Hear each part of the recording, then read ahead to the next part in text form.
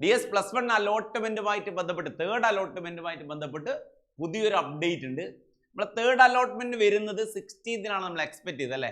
പക്ഷെ ഈ പറയാൻ കഴിഞ്ഞത് 15th തേർഡ് അലോട്ട്മെന്റ് വരുമെന്നും 16th 17th 2 ദിവസം കൊണ്ട് നിങ്ങളെ third allotment admission 16th start ചെയ്ത് 17th അവസാനിക്കും.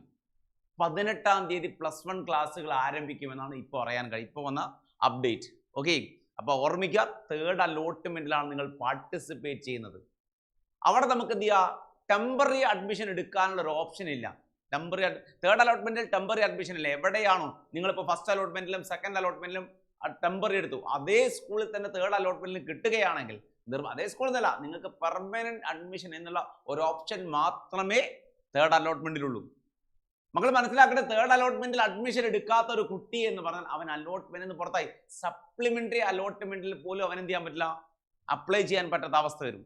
അതുകൊണ്ട് എവിടെയാണോ നിങ്ങൾക്ക് അഡ്മിഷൻ കിട്ടിയത് അവിടെ എടുക്കുക. പക്ഷേ അഡ്മിഷൻ എടുക്കുന്ന സമയത്ത് ശ്രദ്ധിക്കണം, നിങ്ങൾ പല കോട്ടകളുണ്ട്. ഇപ്പോൾ മാനേജ്മെന്റ് കോട്ട, കമ്മ്യൂണിറ്റി കോട്ട, അങ്ങനെ പല കോട്ടകളുണ്ട്. ഈ കോട്ടകളിലൊക്കെ അഡ്മിഷൻ എടുക്കുന്ന സമയത്ത് ശ്രദ്ധിക്കുക, ചില കോട്ടയിൽ പ്രവേശനം നേടിക്കഴിഞ്ഞാൽ നിങ്ങൾക്ക് സപ്ലിമെന്ററി അലോട്ട്മെന്റിൽ ട്രാൻസ്ഫർ അലോട്ട്മെന്റിൽ എന്ത് ചെയ്യാൻ പറ്റില്ല, പങ്കെടുക്കാൻ പറ്റില്ല. അതൊക്കെ ശ്രദ്ധിച്ച് വേണം അഡ്മിഷൻ എടുക്കാൻ. എല്ലാ കാര്യങ്ങളും മനസ്സിലാക്കിയതിന് ശേഷം മാത്രമേ അഡ്മിഷൻ എടുക്കാവുള്ളൂ. ആ കാര്യങ്ങളൊക്കെ ഡീറ്റെയിൽ ആയിട്ട് ചാനലിൽ വീഡിയോ ഉണ്ട്. അപ്പോൾ ചാനൽ ആദ്യമായിട്ട് കാണുന്നവരാണെങ്കിൽ കുഞ്ഞുമക്കൾ എന്ത് ചെയ്യുക, ഒന്ന് സബ്സ്ക്രൈബ് ചെയ്യുക. ബാക്കിയുള്ള എല്ലാ കാര്യങ്ങളും അപ് ടു ഡേറ്റ് ആയിട്ട് ചാനൽ തന്നുകൊണ്ടേയിരിക്കും.